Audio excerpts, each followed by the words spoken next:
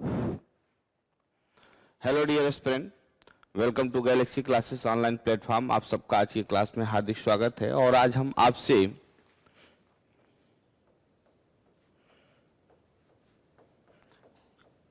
Election पर हम लोग आज एक दूसरे के साथ चर्चा करेंगे और देखेंगे कि डेमोक्रेसी में इलेक्शन कैसे होता है, क्या होता है, भारत में कौन सा निर्वाचन प्रणाली को और किस तरीके से चीज़ों को एक्सेप्ट किया जाता है। राइट। तो देखो, हम लोग जब इलेक्शन पढ़ते हैं तो एक बात तो सीधे हम समझ लें कि इलेक्शन का संबंध डेमोक्रेसी से है, क्योंकि डेमोक्रेसी का मतलब होता है कि elected government system to the people, by the people and for the people, है ना। तो ये डेमोक्रेसी एक इलेक्टेड गवर्नमेंट सिस्टम है। तो गवर्नमेंट का इलेक्शन हम कैसे करेंगे, इसके बारे में हमें डिस्कस करना है एक दूसरे के साथ। तो राइट, तो देखो, दो प्रकार से हम इलेक्शन की बात करते हैं। जब भी इलेक्शन की बात होगी,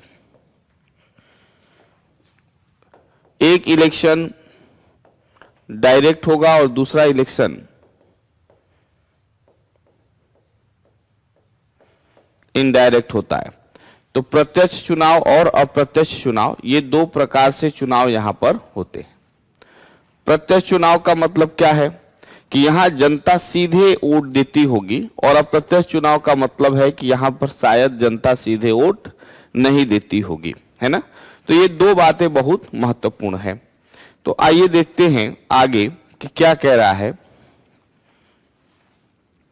तो इस प्रकार से दो प्रकार के इलेक्शन हमारे सामने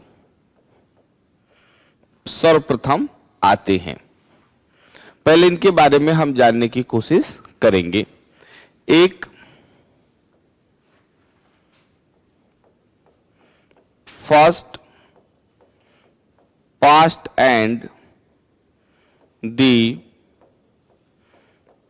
पोस्ट सिस्टम, और दूसरा होता है प्रोपोर्शनल रिप्रेजेंटेटिव सिस्टम, समानुपातिक प्रतिनिधित्व पद्धति। तो first past and post system का जो डेवलपमेंट हुआ वो सबसे पहले यूके में हुआ। और डायरेक्ट इलेक्शन का देखें तो यह एक शानदार उदाहरण है। किस तरह का इलेक्शन?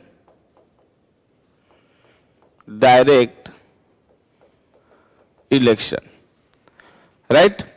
तो यहां पर क्या होता है, first past and post system का मतलब कि पहले आओ पहले पाओ, जो प्रत्याशी सबसे अधिक वोट प्राप्त करेगा वो क्या होगा, first past and post system से चुनाव जीत जाएगा। किसी भी प्रत्याशी को जो सबसे अधिक वोट पाएगा। तो जैसे देखोगे भारत में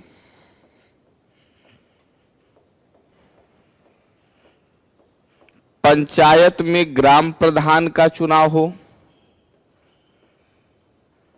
एमएलए विधानसभा स्टेट लेजिस्लेचर में एमएलए का चुनाव हो, या फिर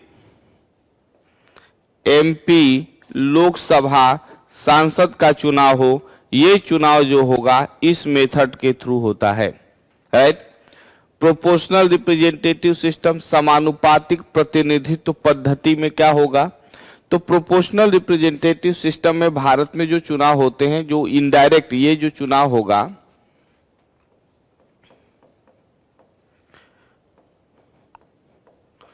इनडायरेक्ट चुनाव होता है। तो प्रोपोर्शनल रिप्रेजेंटेटिव में क्या होगा कि सबसे पहले जैसे तुम देखोगे एमपी राज्यसभा का चुनाव, एमएलसी स्टेट लेजिस्लेचर का चुनाव हो, या फिर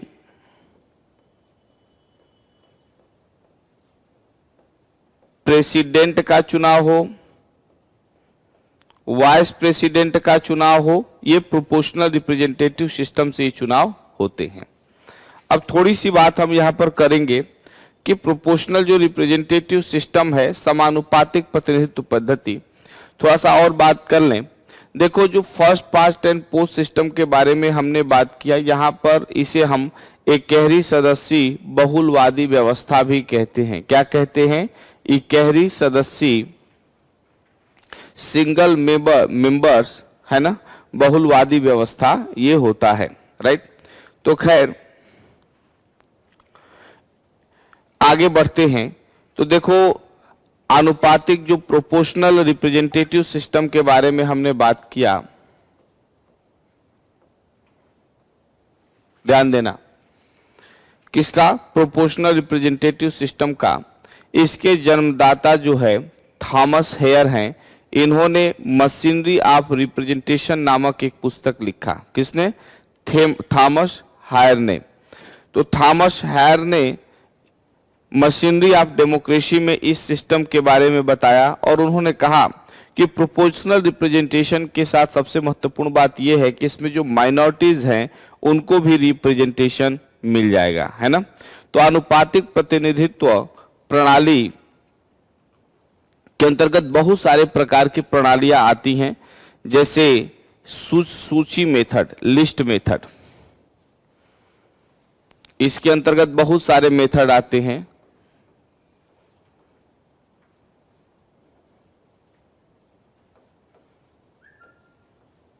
लिस्ट मेथड। दूसरा इसके अंतर्गत सिंगल ट्रांसफरेबल वोट की भी व्यवस्था। सिंगल ट्रांसफरेबल वोट, एकल संक्रमणीय मत की व्यवस्था भी क्या होता है? समानुपातिक प्रतिनिधित्व पद्धति के ही अंतर्गत आता है। अतिरिक्त सदस्यीय चुनाव प्रणाली,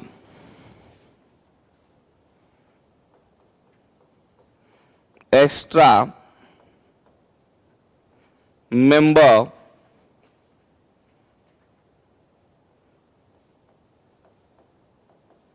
इलेक्शन सिस्टम, ये भी चुनाव इसके अंतर्गत आता है। और लास्ट में हम देखेंगे तो संचयी प्रणाली भी एक प्रकार का चुनाव होता है, वो भी इसके अंतर्गत आता है।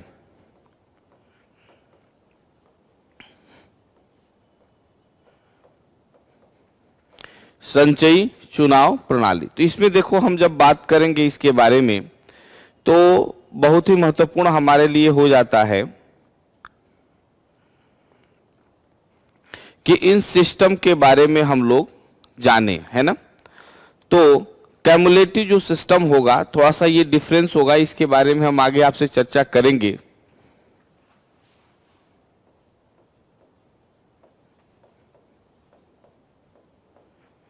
इसके बारे में हम आपसे विस्तार पूर्वक आगे चर्चा करेंगे। थोड़ा सा जानने पहले यहां पर कि भैया ये बताओ ये लिस्ट मेथड क्या होता है। तो आइए सबसे पहले हम इस पर चर्चा करते हैं, लिस्ट मेथड पर, कि लिस्ट मेथड क्या है। देखो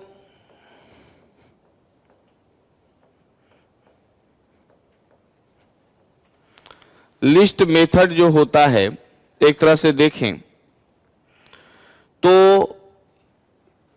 प्रोपोर्शनल रिप्रेजेंटेटिव सिस्टम के अंतर्गत ये बहुत ही पॉपुलर मेथड होता है।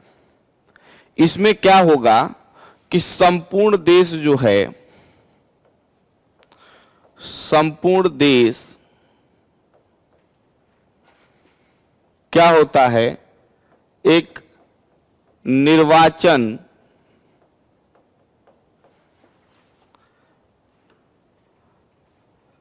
क्षेत्र बन जाता है। पूरा देश यहां पर निर्वाचन क्षेत्र हो जाता है। क्या होता है? पूरे कंट्री को हम निर्वाचन क्षेत्र मान लेते हैं। अब जो पार्टी होती है, जैसे मान लीजिए 100 सीट पर हमें चुनाव लड़ना है, टोटल सीट की संख्या कितनी है? 100। और मान लीजिए पार्टी है ए, बी, तो ये हो गया कि भैया देखो ये भी क्या करेंगे, 100 कैंडिडेट की सूची जारी कर देंगे और बी भी 100 कैंडिडेट की सूची जारी कर देंगे, राइट। अब इसमें क्या होता है कि जो वोट होता है ना, वो कैंडिडेट को नहीं जाता है। ध्यान देना, जो मत पड़ेगा, वोट जो जाएगा, वोट यहां प्रत्याशी को नहीं पड़ेगा, है ना। वोट यहां किसको पड़ेगा? वोट यहां पर पार्टी को पड़ता है। किसको पड़ता है? पार्टी को। अब पार्टी जो है, यानी कि यहां प्रत्याशियों की सूची जारी हो गई, 100 प्रत्याशियों की सूची इन्होंने 100 पर, क्योंकि सीटों की संख्या कितनी है ना, तो 100 प्रत्याशियों की सूची इन्होंने भी जारी कर दी और 100 प्रत्याशियों की सूची इन्होंने भी। तो जो वोट होगा वो पार्टी को पड़ेगा, प्रत्याशी को नहीं पड़ेगा। तो पार्टी जो वोट पाएगी, तो इसे मान लो देखेंगे कि पार्टी ने कितना प्रतिशत मत पाया,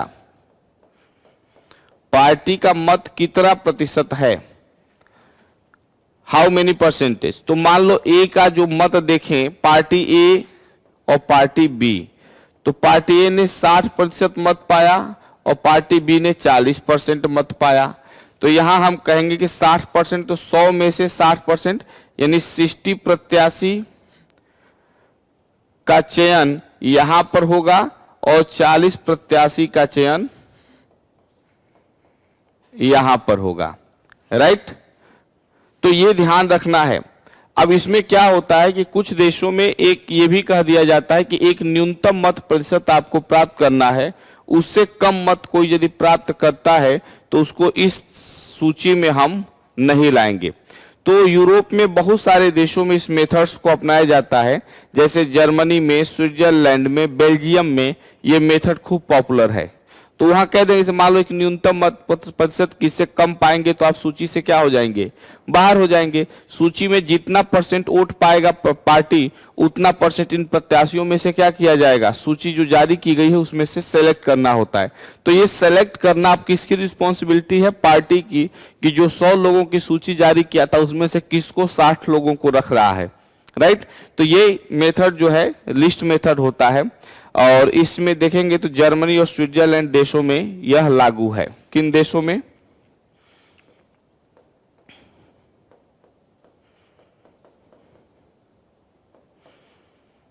स्विट्जरलैंड में है ना, जर्मनी में,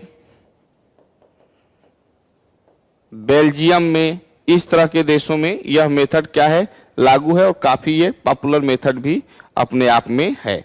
तो इस प्रकार से बातें यहां पर हमने डिस्कस की।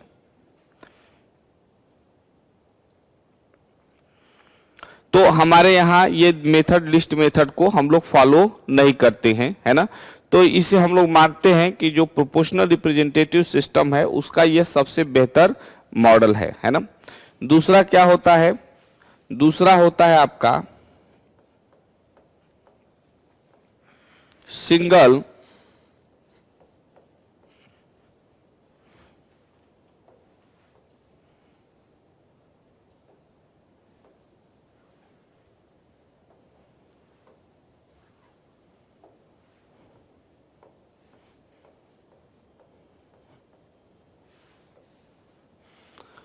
Single transferable vote. Single transferable vote क्या होता है, देखो ये जो चुनाव का डेवलपमेंट हुआ, आयरलैंड गणराज्य, आयरलैंड रिपब्लिक और इंग्लैंड के उत्तरी आयरलैंड विधानसभा में इसका खूब प्रयोग होता है ना। तो भारत में राज्यसभा को देखोगे, हमारे यहां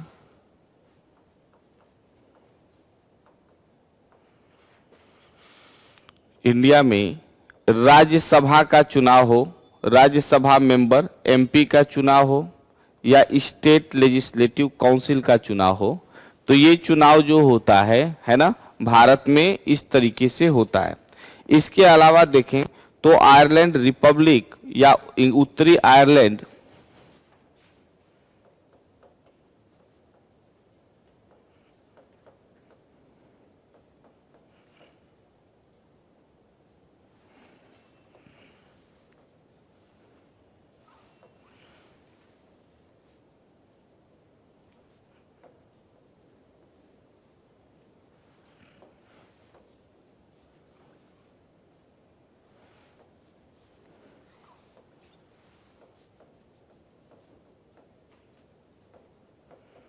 आयरलैंड रिपब्लिक या नॉर्थ आयरलैंड में इस तरह के चुनाव को खूब यहां पर हम लोग देख रहे हैं, फोकस कर रहे हैं, है ना। तो इस तरह से यह चुनाव का, तो इसमें क्या होता है कि निर्वाचन क्षेत्र बहुसदस्यीय होता है ना, और एक निर्वाचित क्षेत्र से लगभग 5 प्रत्याशियों का भी क्या हो सकता है, चयन हो सकता है। तो निर्वाचन जो क्षेत्र होगा वहां पर क्या होगा कि जैसे भारत में तुम देखते हो कि भारत में विधान परिषद का चुनाव होता है, तो एक क्षेत्र, यहाँ कई तरह से विधान परिषद चुने जाते हैं और वही क्षेत्र अलग अलग में अलग अलग प्रकार से होता है। तो एक क्षेत्र से इसमें कई मेंबर्स क्या हो सकते हैं, चुने जा सकते हैं, है ना। तो निर्वाचन क्षेत्र क्या होता है, बहुसदस्यीय होता है। यहाँ पर बहुत इंपॉर्टेंट बात यह है कि यहाँ पर निर्वाचन क्षेत्र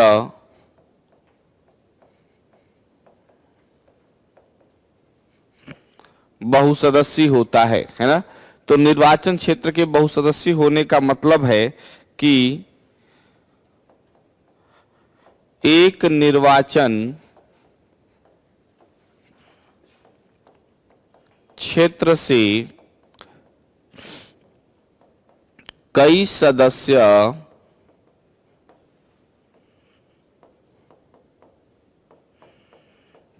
चुने जा सकते हैं। क्या होगा, एक निर्वाचन क्षेत्र से कई सदस्य यहां पर चुने जा सकते हैं, है ना। तो प्रत्याशियों को विजयी होने के लिए एक मत का कोटा प्राप्त करना होता है ना। इसका कोटा सिस्टम डेवलप हुआ, प्रोफेसर हेयर ने इसको डेवलप किया था। यहां पर आपको क्या होगा, कोटा प्राप्त करना होगा, यानी कि मतों का एक निश्चित प्रतिशत। तो जब मत का एक निश्चित प्रतिशत आपको रहेगा, आप प्राप्त करेंगे, तभी आप चुनाव को क्या कर सकते हैं। तो अलग अलग देशों में कोटे को हम लोग अलग अलग तरीके से क्या करते हैं, डिफाइन करते हैं, है ना। उसके बाद प्रत्याशियों को जिन्हें पहली बार, ध्यान देना, इसमें क्या होता है कि चुनाव प्रणाली में मतों का संक्रमण होता है। क्या होता है, मतों का संक्रमण। प्रत्याशी जिन्हें पहली वरीयता का मत प्राप्त होता है ना, उसका नाम हटाकर अन्य प्रत्याशियों की दूसरी वरीयता के अनुसार वितरित कर दिया जाता है। जो वही वरीयता, पहली वरीयता में सबसे कम जिसको अंक प्राप्त होगा, जैसे भारत में प्रेसिडेंट को तुम देखोगे, है ना, तो इसमें क्या होता है, ध्यान देना, वरीयता का क्रम ये कहता है कि जैसे आपके सामने एक प्रत्याशी चुनाव लड़ा, ए और बी, तो इसमें इसके सामने वरीयता 1 2 3 4 1 2 3 4 वरीयता रख दिया। तो इस वरीयता में जैसे मान लो इनको हमने एक वरीयता का दिया, तो एक इनके सामने हमने रख दिया। इनको हमने वोट दिया तो इनको दूसरे वरीयता पर दिया, तो 2 हमने रख दिया, है ना। तो जो सबसे कम वरीयता, जैसे मान लो कि पहले ने वरीयता नहीं प्राप्त किया, है ना, तो जो सबसे कम वोट पा रहा है उसके फर्स्ट वरीयता के वोट को क्या करते हैं, सब में हम बांट देते हैं। क्या करते हैं, तो इस तरीके से हम क्या करते हैं, कई बार सेकेंड वरीयता के वोटों में चुनाव हम जीतते हैं। तो जैसे प्रेसिडेंट के चुनाव में भी हम इस चीज को देखते हैं, वाइस प्रेसिडेंट को भी। तो भारत में क्या है कि जब हम बात करेंगे सिंगल ट्रांसफरेबल वोट के तहत, सिंगल ट्रांसफरेबल वोट, तो एकल संक्रमणी मत के तहत भारत में देखोगे तो एमपी लोकसभा, एमपी राज्यसभा,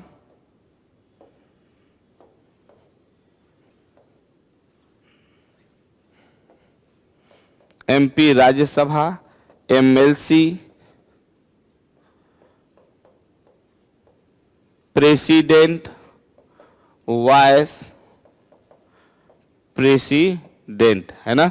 तो ये जो चुनाव होगा वो proportional representative system by means single transferable vote के थ्रू होता है। यहाँ पर जनता के चुने हुए जो दूसरे प्रतिनिधि होते हैं या चुनाव देते हैं, इसमें जो है, तो यहाँ पर होगा क्या कि यहाँ पर देखोगे तो यहाँ पर इस सिद्धांत के अनुसार एक ही निर्वाचन क्षेत्र से, है ना, एमएलसी और राज्यसभा में कई मेंबर चुनाव जीतकर जा सकते हैं। और दूसरी बात कि यहाँ पर वरीयता क्रम को भी हम लोग क्या करते हैं, फॉलो करते हैं। जैसे प्रेसिडेंट और इनके चुनाव में हम लोग वरीयता को फॉलो करते हैं। तो कुछ बातें यहाँ से हम लोग लिए हुए हैं, है ना। दूसरा होता है एडिशनल मेंबर, है ना, या एक्स्ट्रा मेंबर। तो एडिशनल मेंबर इलेक्टोरल सिस्टम, है ना। Additional member electoral system. तो एडिशनल मेंबर इलेक्टोरल सिस्टम क्या होता है? देखो ये जो चुनाव है ना, इस तरह का चुनाव ज्यादातर आप जो है जर्मनी में ही देखेंगे।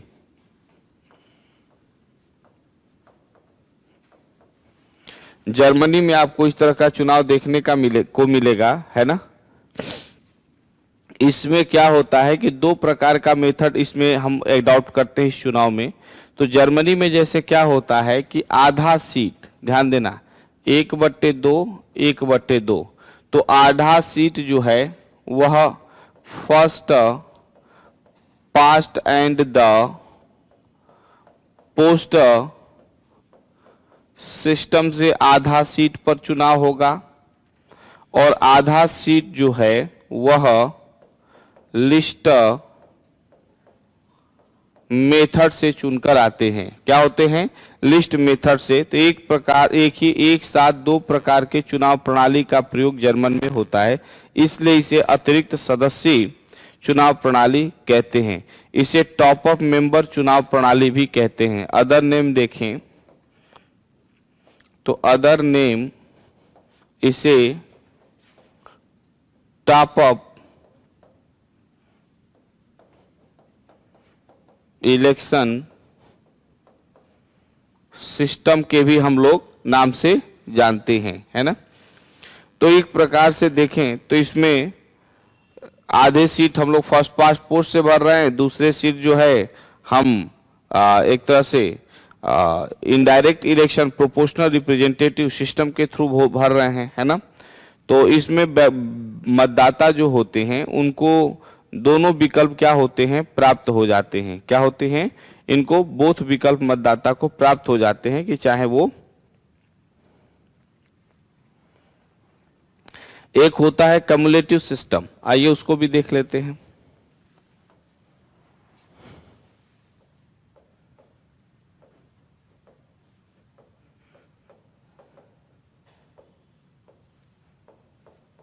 कम्युलेटिव सिस्टम, है ना।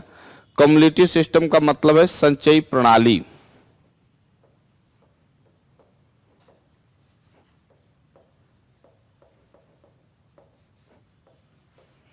संचयी प्रणाली, तो संचयी प्रणाली क्या है? तो देखो ये भी क्या है कि चुनाव का प्रोपोर्शनल रिप्रेजेंटेटिव सिस्टम के अंतर्गत, पीआरएस के अंतर्गत ये भी आता है, प्रोपोर्शनल रिप्रेजेंटेटिव सिस्टम के अंतर्गत, है ना। तो इसमें मतदाताओं को उतने मत प्राप्त होते हैं जितने सीटों का निर्वाचन होना होता है। यानी यदि 100 सीट पर चुनाव होने हैं तो वोटर को कितने वोट प्राप्त होंगे? 100 वोट प्राप्त होंगे, है ना। तो यहाँ पर क्या है कि जिसमें निर्वाचन क्षेत्र जो है बहुसदस्यीय होता है ना। निर्वाचन क्षेत्र ये भी क्या होगा? निर्वाचन क्षेत्र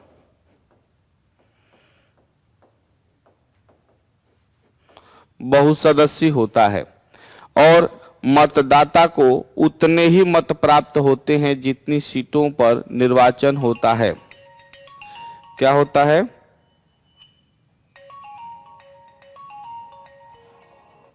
एक सेकेंड, यहां पर क्या होगा? यहां पर मतदाता को उतना ही सीट, उतना ही मत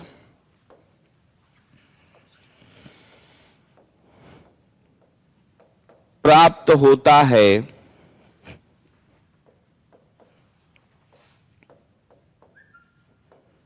जितनी सीटों की संख्या होती है। यानी यहां पर वोटर्स उतने वोट प्राप्त कर रहे हैं जितने उनके पास क्या है? सीट है, उतना ही वोट उन्हें दिया जाता है। तो विजेता प्रत्याशी को कुल मतों का बहुमत प्राप्त करना होता है ना। तो यदि जो है इसमें एक तरह से देखा जाए तो मतदाता के समक्ष जो है बहुत विकल्प होते हैं कि वह किसी प्रत्याशी को अपना समूचा मत दे सकता है, और किसी को वो अपना मत बिल्कुल भी नहीं दे सकता है ना। तो इसे विभिन्न प्रत्याशियों के बीच अपने मतों को वो क्या करता है, अलग अलग प्रत्याशियों के बीच बांट देता है कि किसको कितना मत वो दे रहा है। तो उसके पास जैसे मान लो 100 सीट पर चुनाव होना है, तो एक मतदाता को 100 वोट यहाँ पर प्राप्त होता है।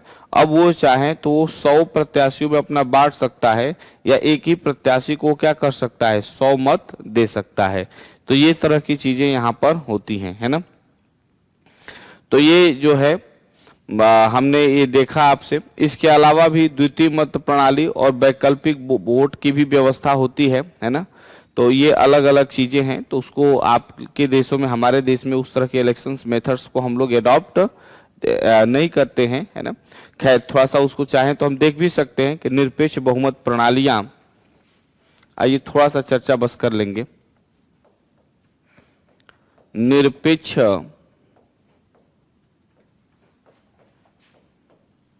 बहुमत प्रणाली, तो निरपेक्ष बहुमत प्रणाली में इसमें पहला प्रणाली होता है द्वितीय मत प्रणाली। द्वितीय मत प्रणाली, तो देखो द्वितीय मत प्रणाली में क्या होता है, देखो सबसे बड़ी बात कि इसमें निर्वाचन जो क्षेत्र होगा, है ना, पहली बात तो विशेषता ये है कि इसमें निर्वाचन क्षेत्र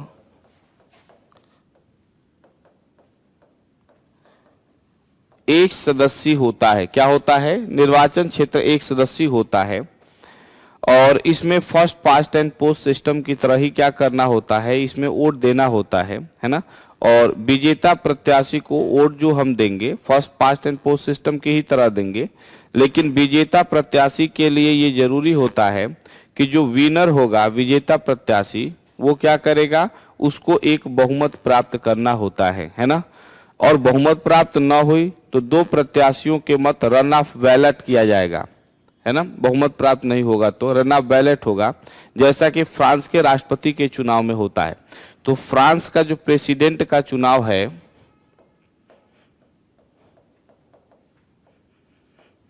इसके अंतर्गत आता है। जैसे कि कैसे यहां पर हमने बताया कि पहली बात तो vote first past and the post system को ही आप अपना रहे हैं, पहली बात तो यही हो गई। तो यहां जनता वोट दे रही है, तो यहां पर जो प्रत्याशी है उसे क्या होगा, बहुमत प्राप्त करना होगा। एक बहुमत मत होता है कि कम से कम इतना % वोट प्राप्त करने, और बहुमत नहीं हुआ तो क्या होगा, तो दोनों के बीच में दो प्रत्याशियों के मत रन ऑफ बैलेट होता है। क्या होता है, बहुमत नहीं हुआ, हो गया, बहुमत हो गया तो ठीक है, नहीं हुआ तो run of ballot, run of ballot करा लीजिए, है ना। तो उसके बाद इस तरह से रन ऑफ बैलेट कराकर उनका चुनाव, है ना। तो इस चुनाव में मतदाताओं के सामने जो है विकल्प की क्या होती है, एक तरह से वृद्धि हो जाती है ना। और इस चुनाव प्रणाली को हम लोग ऐसा इसलिए कहते हैं कि मतदाता पहली बार दिल से वोट करते हैं और दूसरी बार दिमाग से वोट करते हैं, है ना। तो इन दोनों में क्या है, बहुत ही एक तरह से हमने first past and post system में, और इसमें अंतर ये है कि यहाँ पर दोनों तरह से चीज़ों को हम देख रहे हैं कि यहाँ पर पहली बार भावनाओं से वोट करेगा, लेकिन जब रन ऑफ बैलेट होगा दूसरी बार तो बहुत दिमाग से वोट करता है, राइट। तो ये दोनों में क्या है, एक तरह से हमने इस चीज़ को देखा है ना। तो इस तरह से मेथड है, एक मेथड और है, खैर वहाँ पर अब डिस्कस करने से बेहतर है कि हमें थोड़ा सा हम लोगों को आ जाना चाहिए अपने देश की अब चुनाव प्रणाली की तरफ, है ना। इतना पर्याप्त है। तो आइए देखते हैं।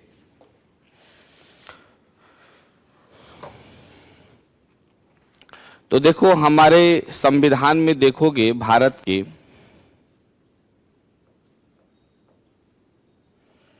तो हमारे संविधान में भाग 15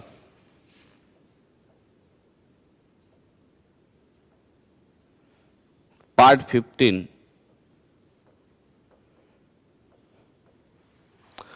आर्टिकल 324 से 329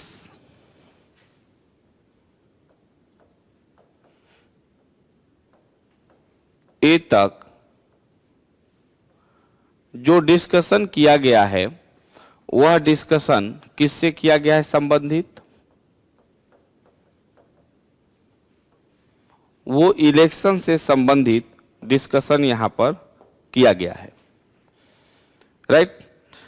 तो भारत में जो इलेक्शन होता है ना, इलेक्शन जो सिस्टम है ना, ध्यान देना, भारत में जो इलेक्शन सिस्टम है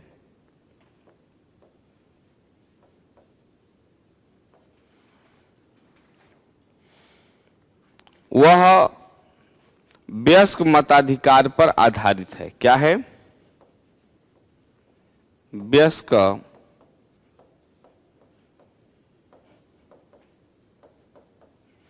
यूनिवर्सल एडल्ट सफरेज। क्या है?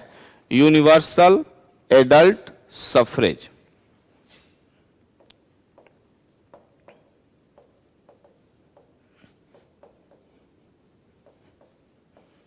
राइट।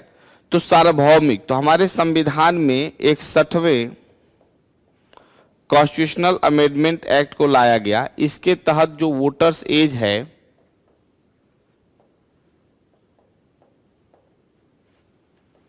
वो 21 से रिड्यूस करके क्या कर दिया गया? 18 साल कर दिया गया।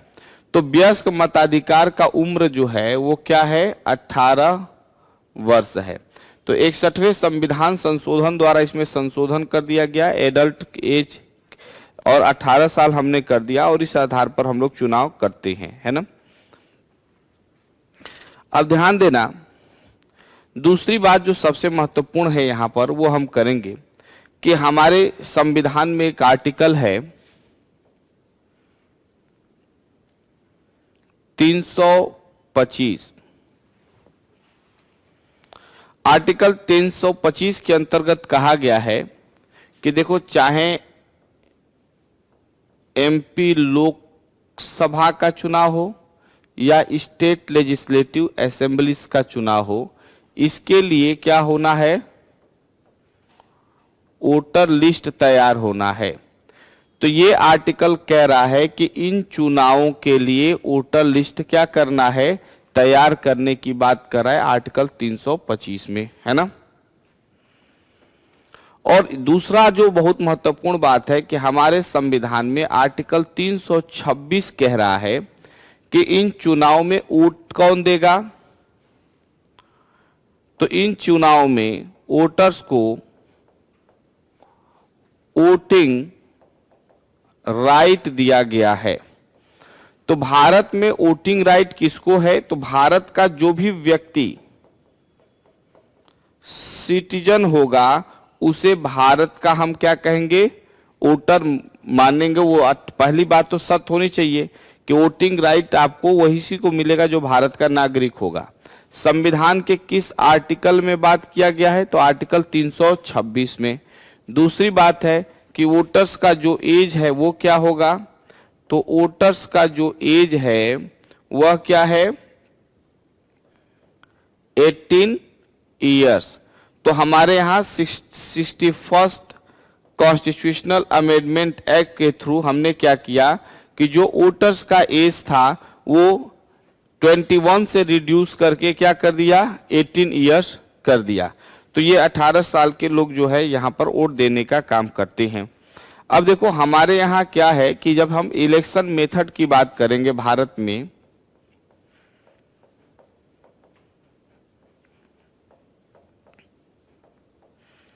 तो भारत में इलेक्शन मेथड में दो बातें हैं यहां भी। एक तो पहला मेथड यहां पर हम लोग देखेंगे डायरेक्ट इलेक्शन के तहत,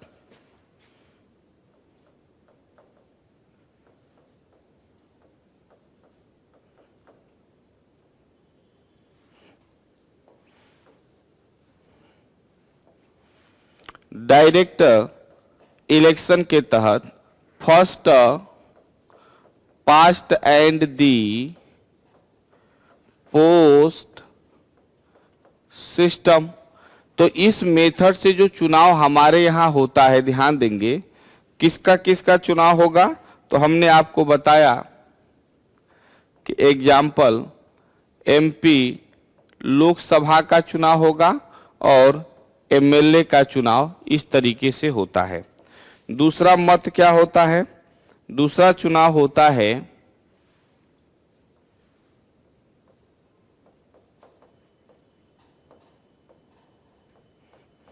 इनडायरेक्ट इलेक्शन। तो इनडायरेक्ट इलेक्शन में हमारे यहाँ जो चलता है, वो हमारे यहाँ चलता है proportional representative system by means single transferable vote, एकल संक्रमणीय मत के थ्रू यहाँ पर वोट होगा। किसके थ्रू? एकल संक्रमणीय मत के थ्रू वोट होगा। तो proportional representative system by means single transferable vote के थ्रू इनडायरेक्ट इलेक्शन यहां पर। तो इस चुनाव में देखोगे तो एमएलसी का चुनाव, एमपी राज्यसभा का चुनाव,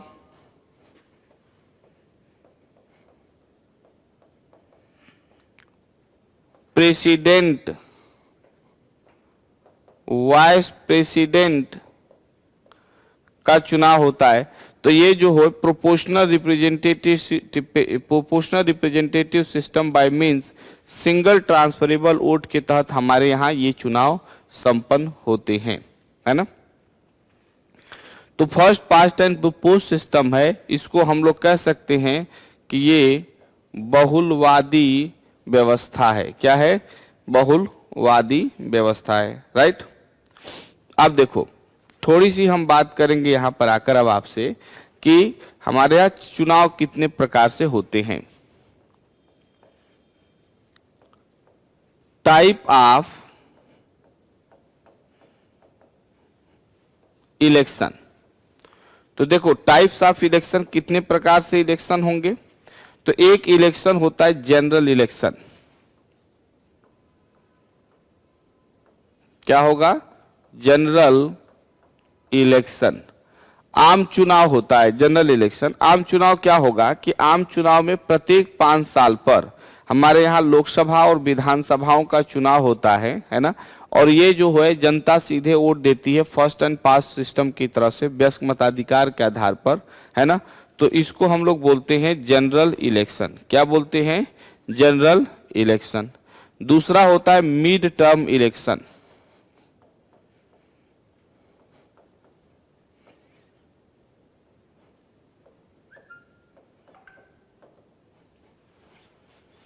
mid term election. Mid term election क्या होता है कि देखो इसमें क्या है कि लोकसभा तथा विधानसभाओं में जो भी निर्धारित अवधि होती है उससे पूर्व क्या होता है, कई बार भंग हो जाता है। क्योंकि टर्म हमारे पास लोकसभा विधानसभा का निर्धारित है 5 साल। तो कई बार ऐसा भी हो सकता है कि गवर्नमेंट जो है हाउस में मेजोरिटी खो दे तो सरकार पहले ही गिर जाए, विधानसभा पहले ही लोकसभा भंग हो जाए। तो फिर हम क्या करते हैं कि मध्यावधि चुनाव की तरफ चले जाते हैं। जैसे या फिर चुनाव हुआ, मान लो किसी को भी बहुमत न मिला, सरकार नहीं बनी, तो फिर क्या हुआ, मिड टर्म इलेक्शन की तरफ हम मूव कर जाएंगे। दूसरा बाई इलेक्शन।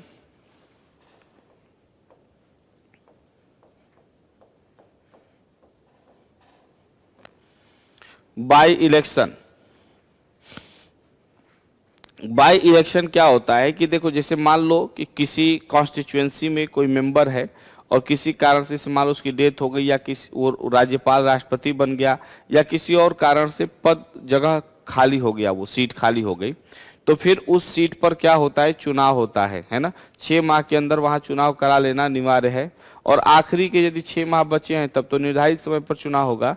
तो उसको हम बोलते हैं बाई इलेक्शन, है ना। वो किसी पर्टिकुलर कॉन्स्टिट्यूएंसी में सीट खाली होने की वजह से होता है, तो बाई इलेक्शन होता है। एक होता है स्नैप पोल। स्नैप पोल, स्नैप पोल क्या होता है? संसद या राज्य विधानसभा को अचानक से भंग किए जाने पर जो चुनाव होता है उसे हम स्नैप पोल बोलते हैं। कि मान लो किसी को पता नहीं है, सूचना नहीं है और अचानक से क्या होगा कि कॉन्स्टिट्यूएंसी जो है वो भंग कर दी जाती है, तो यदि अचानक से कॉन्स्टिट्यूएंसी जो भंग होगी तो वहाँ जो इलेक्शन होगा उस इलेक्शन को हम लोग क्या बोलते हैं, उसे हम लोग बोलते हैं स्नैप पोल, है ना।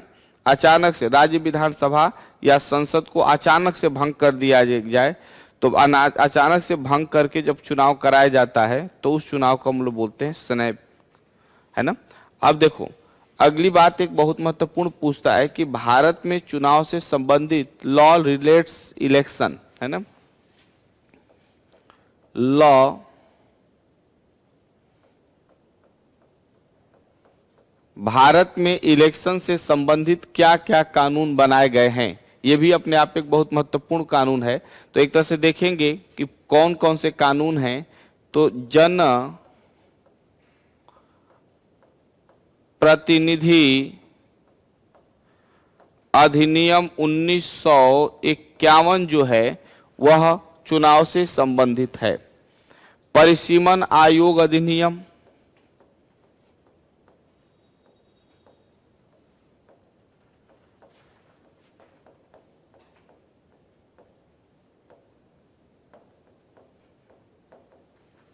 उन्नीस सौ बावन, राइट। दूसरा राष्ट्रपति तथा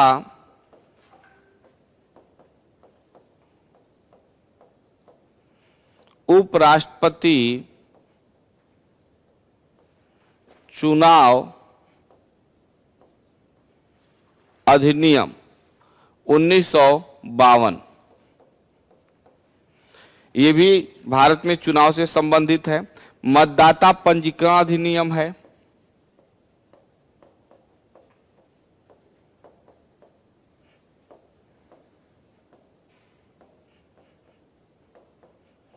उन्नीस सौ 60 मतदाता पंजीकरण अधिनियम भी चुनाव से संबंधित है। निर्वाचन नियम संहिता,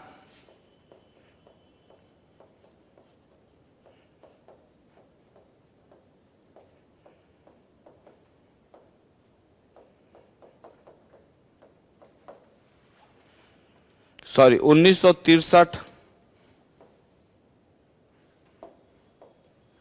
निर्वाचन नियम संहिता 1963, सॉरी 1900 शायद 61 है ये, सॉरी 1961। इसके बाद केंद्र शासित प्रदेश अधिनियम,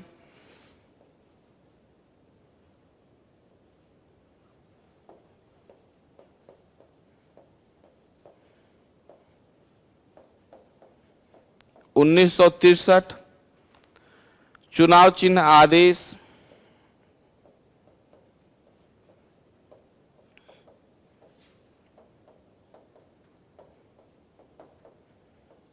उन्नीस सौ 68। तो इतने जो है कानून भारत में चुनाव से संबंधित बनाए गए हैं, एक बार इसको ध्यान में रखेंगे, है ना। एक और बहुत महत्वपूर्ण बात ये है यहाँ पे, है ना, हमारे यहाँ एंटी डिफेक्शन लॉ भी बनाया गया।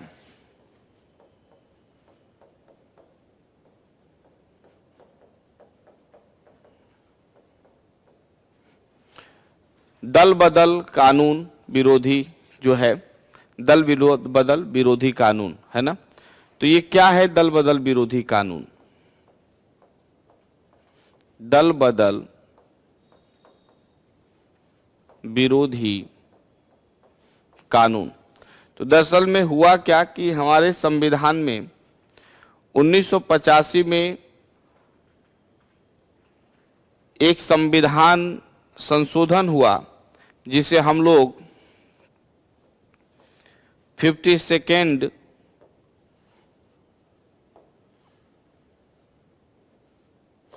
कॉन्स्टिट्यूशनल अमेंडमेंट एक्ट के नाम से जानते हैं। तो 52वें संविधान संशोधन द्वारा हमारे संविधान में एक अनुसूची जोड़ा गया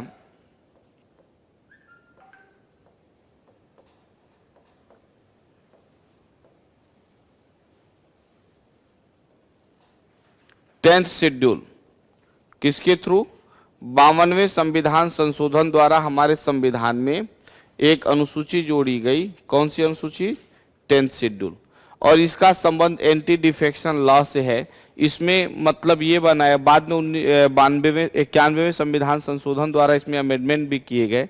तो कोई भी यदि प्रत्याशी किसी पार्टी से चुनाव जीत कर जाता है और वो जाकर वहां पर दूसरी पार्टी में मिल जाता है या दूसरी पार्टी का मेंबर बन जाता है, तो उसका निर्वाचन जो है यहाँ पर हम क्या करते हैं, रद्द करा देते हैं। यहाँ पर ये एंटी डिफेक्शन लॉ के अंतर्गत आ जाता है, राइट।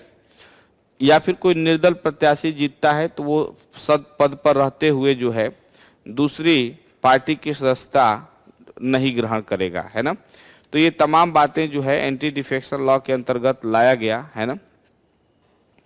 दूसरी बात यदि हम बात करते हैं, थोड़ी सी बात राजनीतिक दल की बात। तो देखो अलग अलग लोकतंत्र में अलग अलग तरह के राजनीतिक जो है दल होते हैं। क्योंकि प्रजातंत्र में दो प्रकार से हमने बात की है ना। एक होता है प्रत्यक्ष प्रजातंत्र और दूसरा होता है अप्रत्यक्ष या प्रतिनिधिक प्रजातंत्र, है ना। तो दुनिया के अंदर ज्यादातर देशों में प्रतिनिधिक प्रजातंत्र को ही लोगों ने क्या किया है, स्वीकार किया है ना। ध्यान देना। तो पॉलिटिकल पार्टी जो होती है वो अलग अलग राजनीतिक दल होते हैं। जैसे कि मान लीजिए लोकतंत्र की बात यदि हम करें,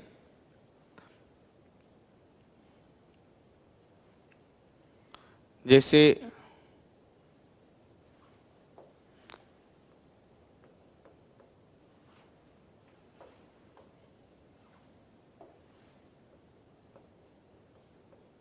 प्रत्यक्ष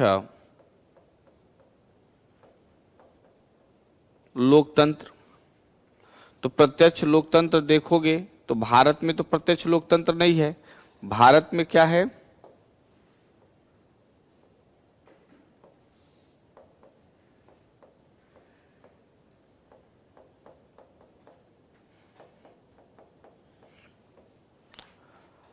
अप्रत्यक्ष लोकतंत्र। भारत में क्या है, अप्रत्यक्ष लोकतंत्र है। और स्विट्जरलैंड में क्या है, प्रत्यक्ष लोकतंत्र है। तो एक तरह से तो लोकतंत्र के आधार पर हम इस तरह की चीजों को हम डिवाइड करते हैं। दूसरी बात, सबसे बड़ी बात है कि यदि हम दल की बात करें लोकतंत्र में, दलीय व्यवस्था, तो सिंगल पार्टी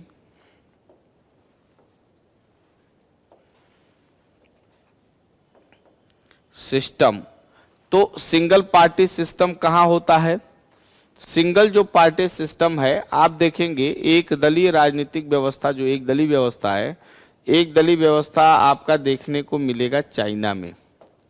क्या है, हालांकि हम लोग नहीं मानते कि चाइना लोकतंत्र है, लेकिन चाइना की सरकार कहती है कि भैया चाइना क्या एक लोकतांत्रिक देश है। दूसरी बात,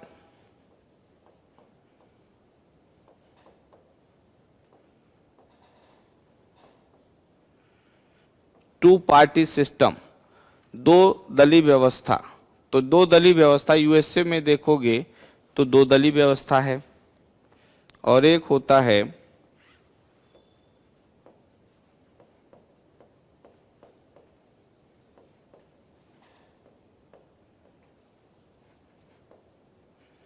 मल्टी पार्टी सिस्टम। तो भारत जैसे देश में क्या है, यहां पर बहुदलीय व्यवस्था है। क्या है, भारत में बहुदलीय व्यवस्था है ना।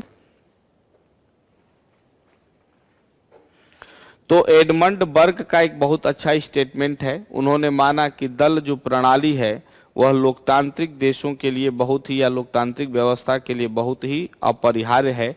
उसके बिना काम आगे नहीं बढ़ सकता। तो आधुनिक लोकतंत्र में जो राजनीतिक ये दल हो रहे हैं, ध्यान देना, तो वर्तमान में देखें तो राजनीतिक दल जो है वो 4 प्रकार के होते हैं, है ना। कौन कौन से प्रकार के, ध्यान देना। वर्तमान में लोकतंत्र में राजनीतिक दल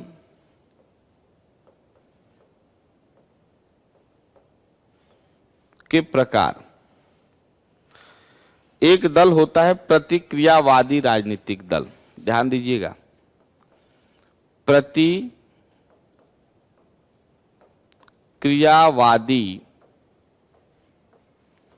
राजनीतिक दल। तो प्रतिक्रियावादी जो राजनीतिक दल होता है, ये जो लोग होते हैं वो पुरानी सामाजिक, आर्थिक और राजनीतिक संस्थाओं से चिपके रहते हैं। क्या है? पुरानी व्यवस्था को स्वीकार करते हैं। क्या करते हैं? जो पुरानी व्यवस्था होगी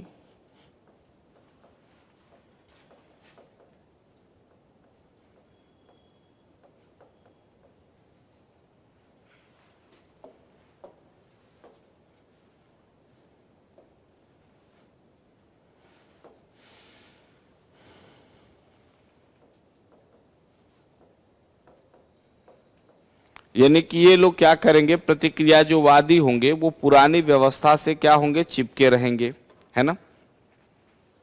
दूसरे क्या होंगे, रूढ़िवादी होते हैं। क्या होंगे?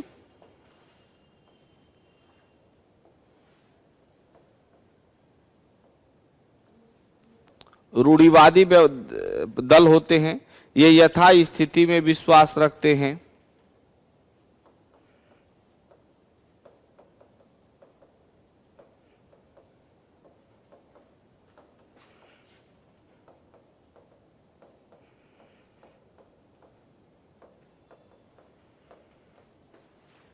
ये यथा स्थिति में विश्वास रखते हैं। तीसरा जो होता है,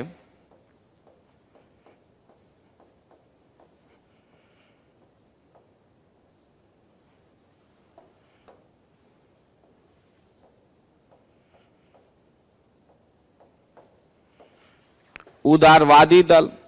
उदारवादी दल कौन होते हैं? इनका लक्ष्य विद्यमान संस्थाओं में क्या करना है, सुधार करना है। इनका लक्ष्य क्या है?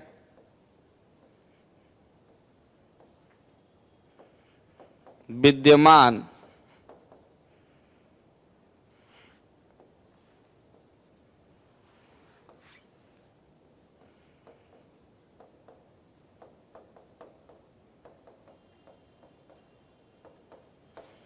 विद्यमान संस्थाओं में क्या करना है।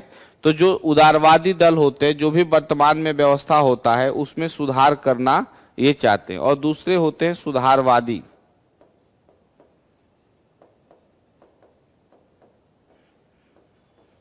सुधारवादी तो ये दल होते हैं कि जिनका उद्देश्य विद्यमान व्यवस्था से हटकर नई व्यवस्था स्थापित करना। क्या करना? ये हमेशा चाहेंगे पुरानी व्यवस्था को बदलो और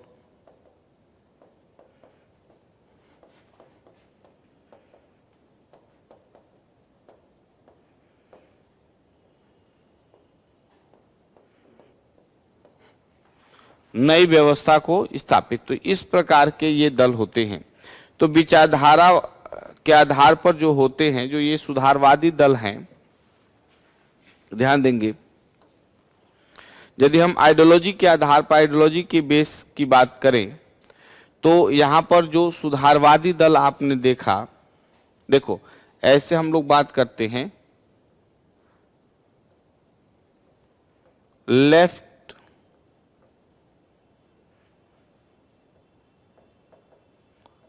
साइड, राजनीति में लेफ्ट साइड और राइट साइड, ये दो प्रकार के साइड होते हैं। तीसरा जो साइड होता है वह होता है मिड साइड।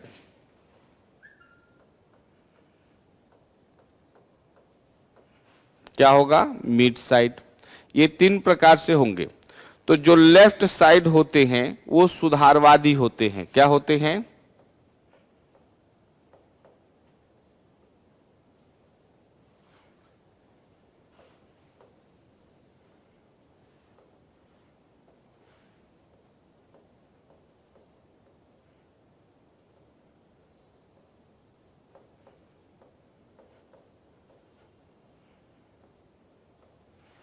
सुधारवादी, है ना। ये पुरानी व्यवस्था में बदलाव करना सीधे चाहेंगे। क्या चाहेंगे कि पुरानी व्यवस्था में हम क्या करें, एकदम से चेंज हम लेकर आ जाएं, है ना। तो जैसे भारत में देखोगे तो जो सीपीआई है, सीपीएम है, जो वामपंथी हैं, वो एक प्रकार से क्या होते हैं, सुधारवादी होते हैं, है ना, लेफ्ट साइड। दूसरी बात मिड साइड है, तो मिड साइड वाले जो लोग होते हैं ये उदारवादी होते हैं। उदारवादी जो होंगे वो पुरानी व्यवस्था में सुधार के हिमायती होते हैं। तो जैसे कांग्रेस जो है,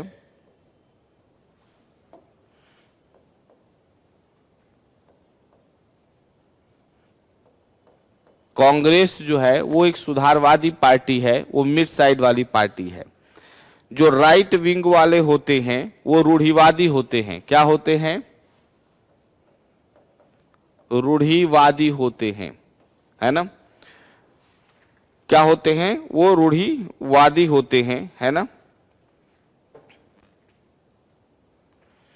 तो इन्हें रूढ़िवादी दलों को हम दक्षिणपंथी कहते हैं। और ये बीजेपी वाले जो होते हैं वो रूढ़िवादी दल होते हैं।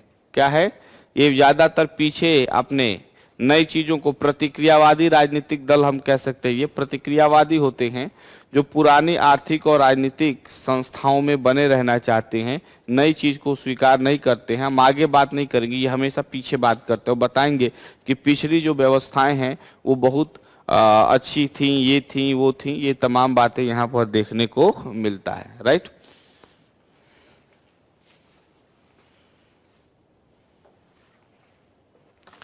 तो यहाँ पर इस तरह की बातों को हम लोग एक दूसरे के साथ, है ना, डिस्कस किए। तो इस तरह से भारत में धीरे धीरे राजनीतिक संस्थाओं का या राजनीतिक व्यवस्थाओं का शुरुआत हुआ, है ना। दूसरी जो सबसे बड़ी बात यहाँ पर यह है कि जैसे कि हमारे देश में जो मल्टी पार्टी सिस्टम को अपनाया गया, इनडायरेक्ट डेमोक्रेसी को अपनाया गया। ध्यान देना, यदि हम बात करें इंडिया की,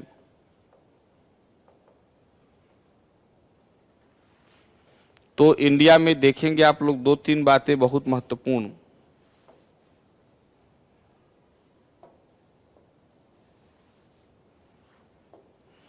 कि हमारा जो लोकतंत्र है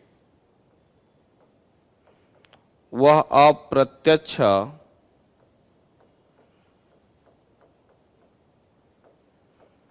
लोकतंत्र हमने यहां पर अपनाया। दूसरी बात, यदि राजनीतिक दल की करें तो हमने यहां पर बहुदलीय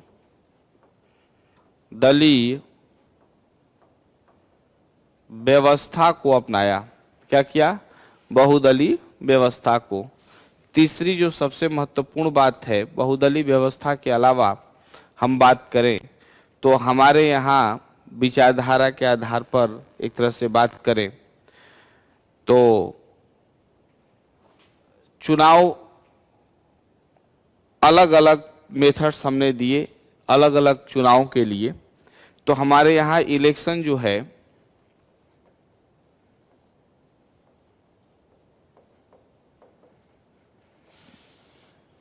उसमें डायरेक्ट इलेक्शन भी है और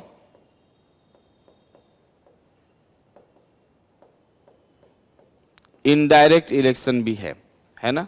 तो डायरेक्ट इलेक्शन जो होगा वो first past and the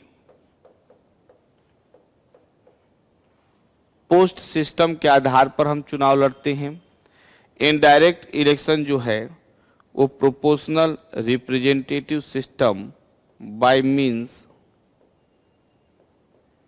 single transferable vote. तो समानुपातिक प्रतिनिधित्व पद्धति के माध्यम से एकल संक्रमणीय मत के द्वारा यहाँ पर क्या होता है, चुनाव होता है। तो डायरेक्ट इलेक्शन जो है वो फर्स्ट पास्ट पोस्ट सिस्टम तो यहां पर हमने बताया कि भारत में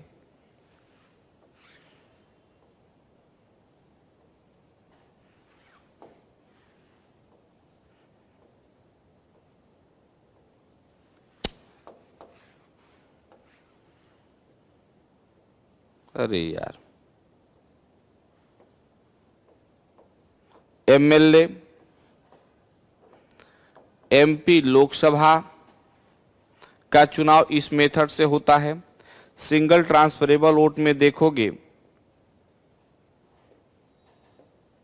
तो एमपी राज्यसभा, एमएलसी, इसके अलावा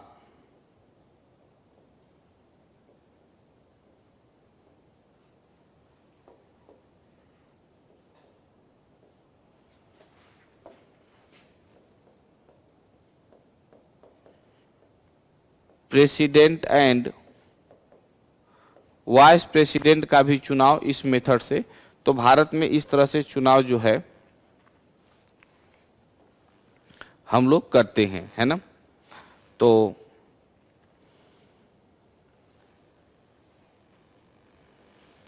एक प्रश्न अब यहां पर आता है कि भारत में जो राजनीतिक दल होंगे तो ये राजनीतिक दलों को मान्यता देने का काम कौन करता है। तो राजनीतिक दलों को जो मान्यता देने का काम होता है, वो राजनीतिक दलों को मान्यता देने का काम निर्वाचन आयोग को होता है। क्या होता है? निर्वाचन आयोग को के पास होता है। तो भारत में अलग अलग राजनीतिक दल हैं। जैसे राष्ट्रीय स्तर पर देखेंगे तो इंडियन नेशनल कांग्रेस है, भारतीय कम्युनिस्ट पार्टी है, भारतीय कम्युनिस्ट पार्टी मार्क्सवादी है, भारतीय जनता पार्टी है जो इस समय सबसे बड़ी पार्टी बन गई है, भारत राष्ट्रवादी कांग्रेस पार्टी एनसीपी है, बहुजन समाज पार्टी है, ऑल इंडिया तृणमूल कांग्रेस है, एआईटीसी, नेशनल पीपुल्स पार्टी है ना। तो इस तरह से राजनीतिक दल भारत में क्या कर रहे हैं? अपना अपना काम कर रहे हैं, है ना। तो जो मान्यता होता है राजनीतिक दलों का, है ना, ध्यान देना। तो एक प्रश्न यहां पर पूछ सकता है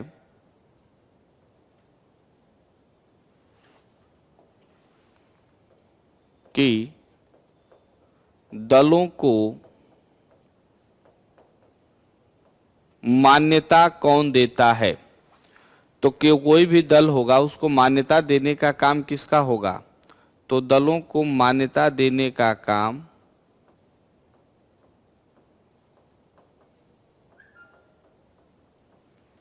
दलों को मान्यता देने का काम किसका होता है? निर्वाचन आयोग का होता है। किसका? निर्वाचन आयोग का काम होता है ना। तो निर्वाचन आयोग जो है वो राष्ट्रीय स्तर पर या राज्य स्तरीय या क्षेत्रीय दल के रूप में मान्यता प्रदान करने का काम करता है। तो जो मान्यता देता है राजनीतिक दलों को, उसमें राष्ट्रीय दल, ध्यान देना 3 तरह के दल होते हैं।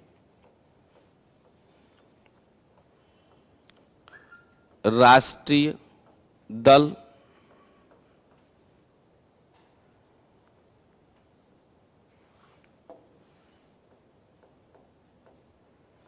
राज्य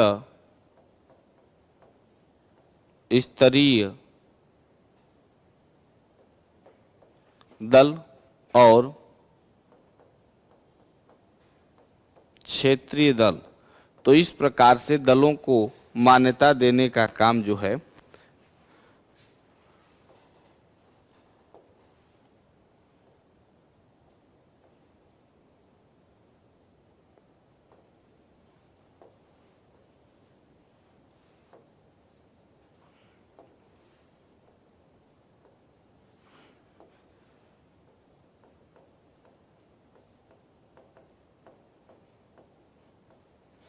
राज्य स्तरीय दल।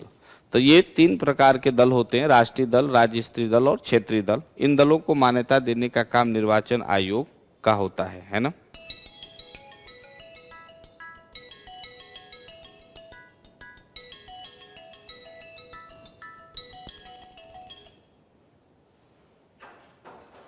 राइट। तो ये बातें यहां पर हमने। अब एक प्रश्न यहां पर कई बार विद्यार्थियों के मन में रहता है कि सर राष्ट्रीय दल और राज्य स्तरीय जो दल हैं, है ना, उनको किस आधार पर हम लोग मान्यता देते हैं। तो देखो, वर्तमान में जो राष्ट्रीय दलों को मान्यता देने का आधार है ना, वो ये है कि लोकसभा और विधानसभा के चुनाव में 4 अथवा अधिक राज्य में, ध्यान देना, यदि कोई दल को हम राष्ट्रीय दल के रूप में मान्यता देते हैं, है ना, तो किसी भी दल को राष्ट्रीय दल के रूप में हम मान्यता तभी देंगे जब उसको किसी भी मतलब आम चुनाव में, लोकसभा अथवा विधानसभा के आम चुनाव में अथवा अधिक राज्यों में, 4 या अधिक राज्यों में वैध मतों का 6% प्राप्त हो, है ना, क्या हो, वैध मतों का 6% प्राप्त हो। लोकसभा वैध मतों का 6% मत, ध्यान देना, पहली शर्त ही यही है कि वह, यदि वह लोकसभा अथवा विधानसभा के आम चुनाव में, है ना, क्या, लोकसभा या स्टेट लेजिस्लेटिव असेंबलीज के चुनाव में, आम चुनाव में, तो स्टेट लेजिस्लेटिव में 4 या अधिक राज्य में, 4 आर मोर स्टेट, है ना, जो मत पड़े हैं टोटल, यदि उस मत का ये 6% वोट, कम से कम 4 राज्यों में 6% वोट प्राप्त कर ले, या लोकसभा के चुनाव में 6% वोट प्राप्त कर ले, है ना, तो उसे हम मान्यता देते हैं। लेकिन एक साथ ये भी बात है कि इसके साथ ही किसी राज्य या राज्यों में लोकसभा में उसकी कम से कम जो सीट है, ध्यान देना, वो 4 सीट यहाँ पर कम से कम लोकसभा में, ठीक है, लोकसभा के मत का 6% होना चाहिए, लेकिन सीट भी कितनी होनी चाहिए, कम से कम लोकसभा में उसके पास कितनी सीट होनी चाहिए, 4 सीट, लाइट है ना, हाँ ठीक है, 4 सीट होनी चाहिए। लाइट चली गई है अभी, तो यहीं पर होल्ड कर दीजिए, फिर कोई दिक्कत नहीं है। ठीक, आ रही है।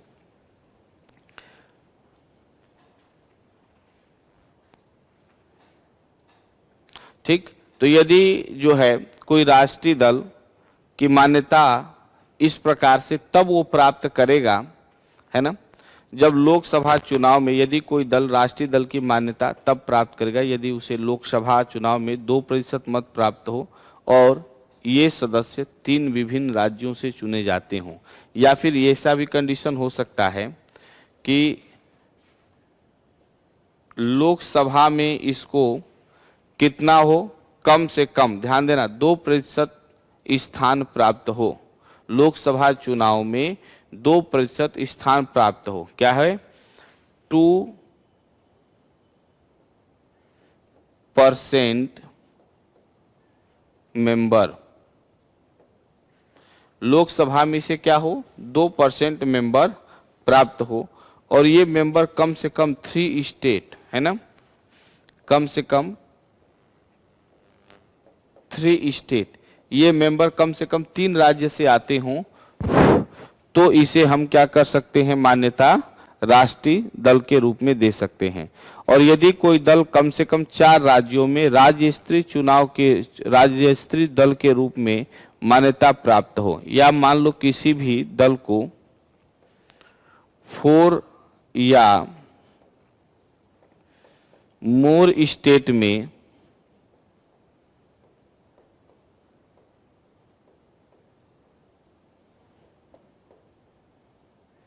दल में, किसी राज्य में, चलिए ऐसे ही सुन लीजिए, किसी राज्य में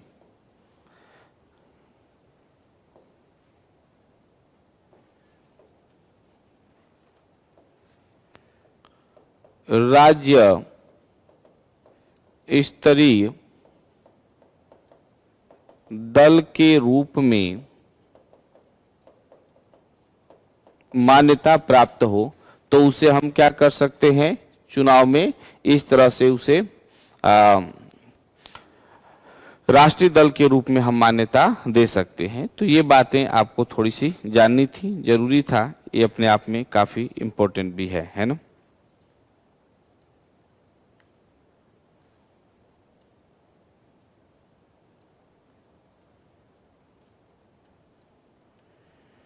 राइट। तो स्टेट शेड्यूल्स के बारे में हमने आपसे लगभग एक तरह से देखा जाए तो डिस्कशन हमने कर ही दिया है ना।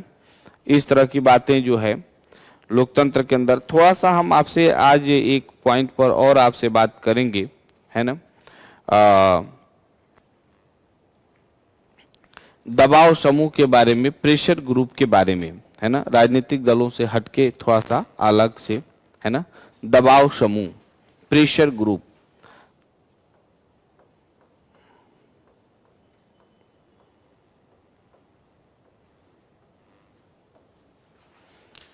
दबाव समूह।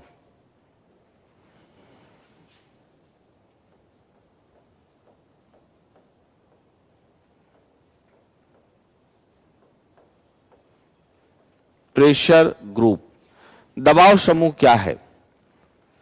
देखो, दबाव समूह के बारे में जब हम बात करेंगे तो सबसे समझो कि इसमें क्या होता है कि दबाव समूह और राजनीतिक दलों में अंतर होता है ना। तो दबाव समूह क्या है कि ग्रुप ऑफ पीपुल्स, यह क्या होता है, व्यक्तियों का समूह होता है। क्या होता है?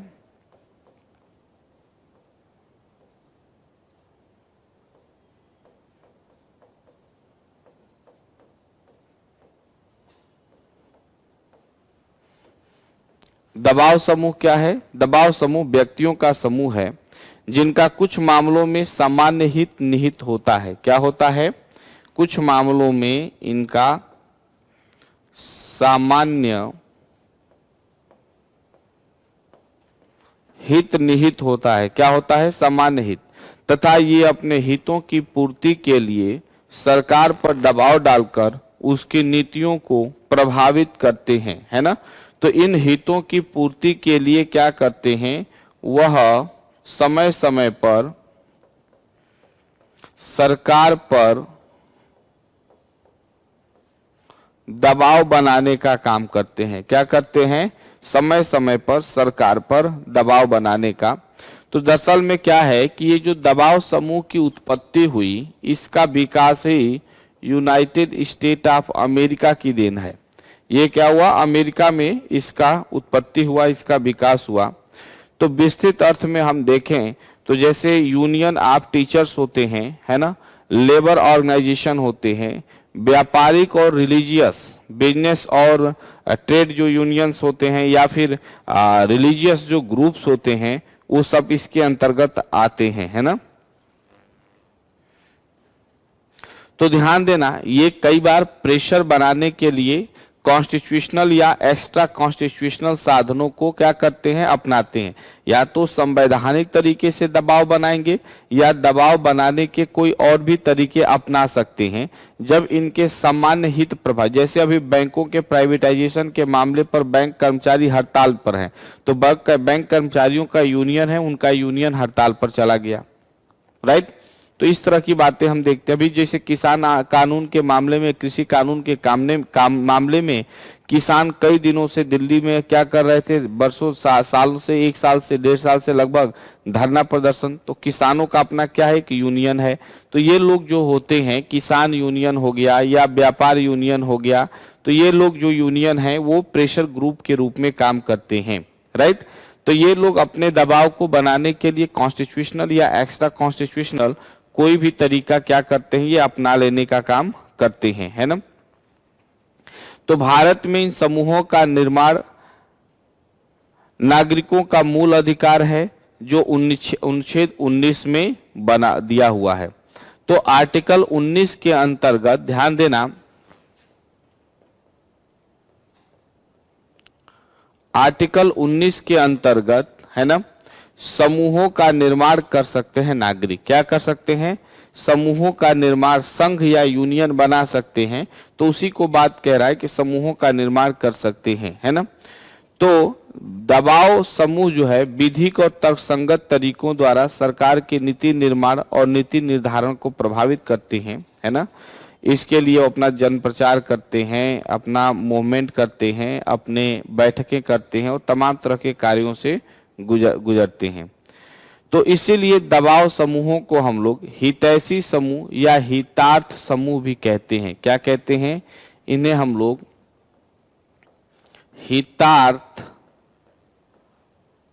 तो ये हमेशा क्या करते हैं, इनकी जो प्राथमिकता होती है, इनकी जो प्राथमिकता होती है वह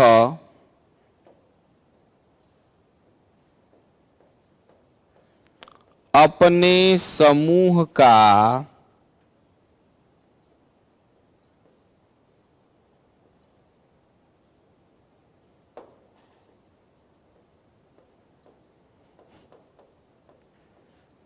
क्या करना होता है, अपने समूह का हित करना ही होता है। क्या होता है, अपने समूह का हित करना होता है।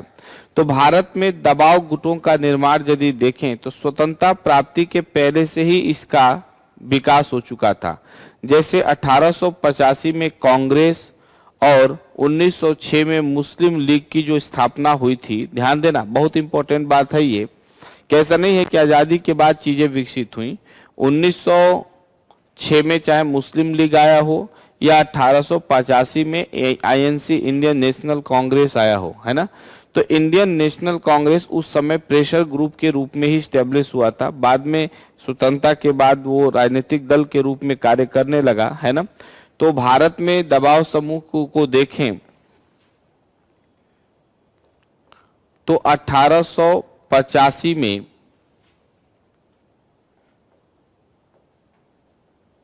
कांग्रेस हो या 1906 में मुस्लिम लीग हो, है ना, ये प्रेशर ग्रुप के ही रूप में स्टैब्लिश हुए थे, है ना। 1920 में राष्ट्रीय स्तर पर किसानों का संगठन Indian trade union Congress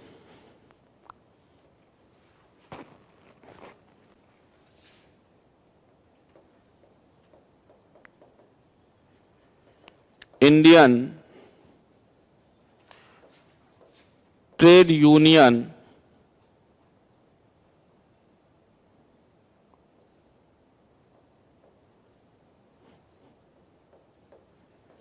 Indian trade union Congress, ये राष्ट्रीय स्तर पर संगठन बना, है ना।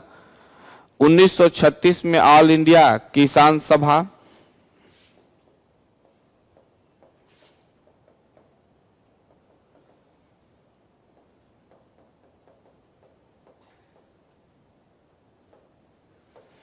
ऑल इंडिया किसान सभा, तो ये सब जो है आजादी के पहले से ही क्या हो गए थे, भारत में डेवलप हो गए थे, है ना।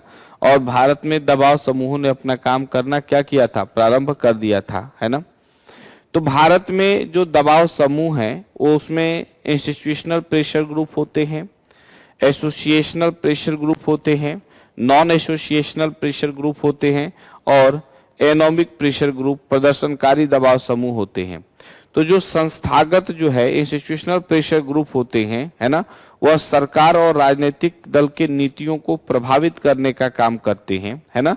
तो इस प्रकार से दबाव समूह को राजनीतिक दलों, विधान मंडलों, सेना, नौकरशाही आदि में ये लोग सक्रिय रहते हैं, है ना, और अपना काम करने का काम करते हैं, है ना। कर्मचारियों का भी संगठन हो सकता है ना। समुदायात्मक एसोसिएशनल प्रेशर ग्रुप जो होता है, जैसे श्रमिक संघ होते हैं, व्यावसायिक संघ होते हैं, है ना, कृषक संघ होते हैं, वो एसोसिएशनल प्रेशर ग्रुप के अंतर्गत ये लोग आते हैं, राइट। तीसरा जो होता है उसमें देखेंगे तो